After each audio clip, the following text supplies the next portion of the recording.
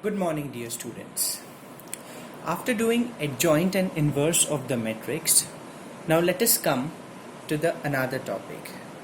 So today we shall study about the Martin's rule. Now what is the importance of Martin's rule and how the Martin's rule is applied and where it is applied? Let us start with this session.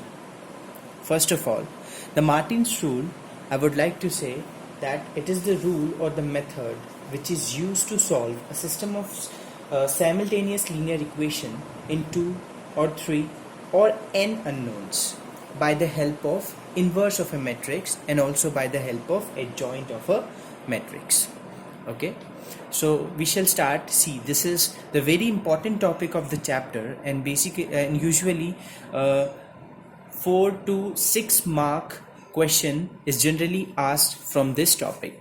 So you should that means remember this process very thoroughly. Alright, now let us come to the main thing. See, I've considered a simultaneous linear equation in 3 unknown. I'm going to take an example also, but let us understand what is the general process and how does it came. Okay, so I have taken 3 simultaneous linear equations, okay, which is a1x plus b1y plus c1z is equal to d1 and these two. Now I have written the coefficient of x, y, z as a matrix. A is a1, b1, c1, a2, b2, c2, a3, b3, c3. Again, I have taken one x matrix which is x, y, z, the coefficients, and the b matrix d1, d2, d3. Now if I tell you that can you write this 3 equation in the matrix form, so it can be written like this: a1 b1 c1, a2 b2 c2, a3 b3 c3, which is of 3 cross 3 order, and this is 3 cross 1. They can be multiplied because the column of this matrix is equal to the row of this matrix, hence they can be multiplied, and when you will multiply you will get this as an answer. See, a1x plus b1y plus c1 equal to d1. So this 3 equation can be written as in this form. Now this is our A matrix, this is our X matrix equal to B. So in the matrix form we can write this equation as this one. Now if I ask you that what is our main thing which we want X matrix. Why? Because we want the values of x, y, z. We need to solve this simultaneous linear equation to get the value of 3 variable, that is x, y, z. So we need x, y, z as a answer. So that is we want X matrix. Now for getting X matrix we have A with us. So we need to remove this A. So what we can do, pre-multiplying both sides by A inverse. Now I am multiplying both the sides by A inverse. Okay, so what we will get after pre-multiplying, that is A inverse AX is equal to A inverse B. Okay, as we can see that A inverse into A will be identity matrix. Alright, and identity matrix into any matrix will give us that particular matrix, and hence we got the value of X matrix. So how X matrix can be found out? By multiplying A inverse with B. See, this is very important.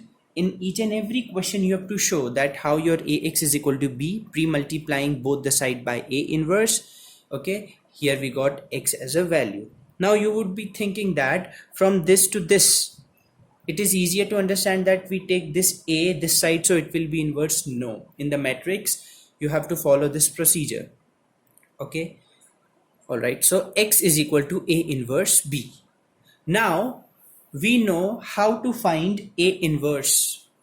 As in the previous video we have seen that A inverse is adjoint of A upon determinant of A. So we have to find the adjoint of this matrix and divided by the determinant.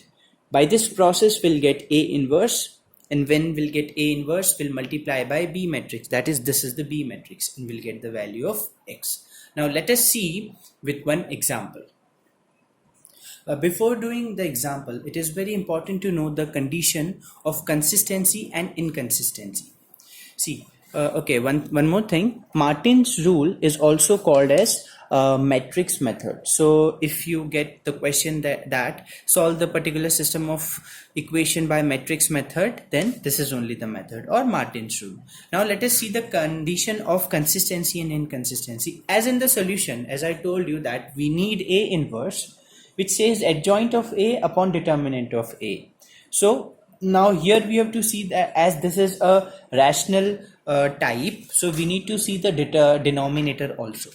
So if your determinant of A is not equal to 0, then you will always get a unique solution, and that system will be consistent. The system of equation will be consistent. I told you that if your determinant of A is not equal to 0, then what is that A? The A is a non-singular matrix. Okay, and if A determinant of A is equal to 0, then it is a singular matrix.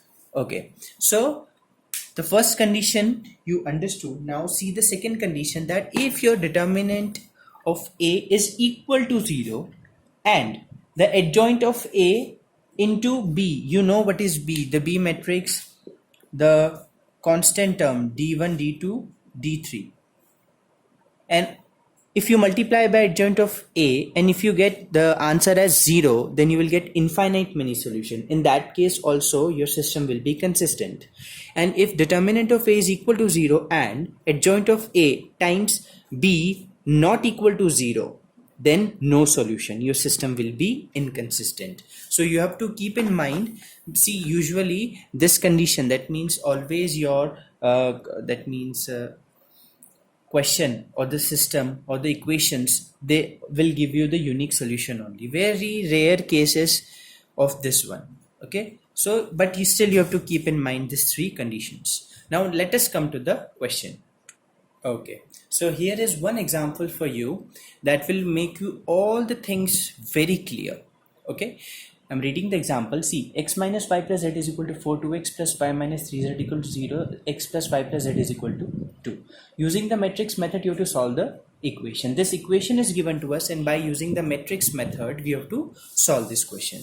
Now, let A is equal to the coefficient of x, y, z. This I have written all the coefficients here.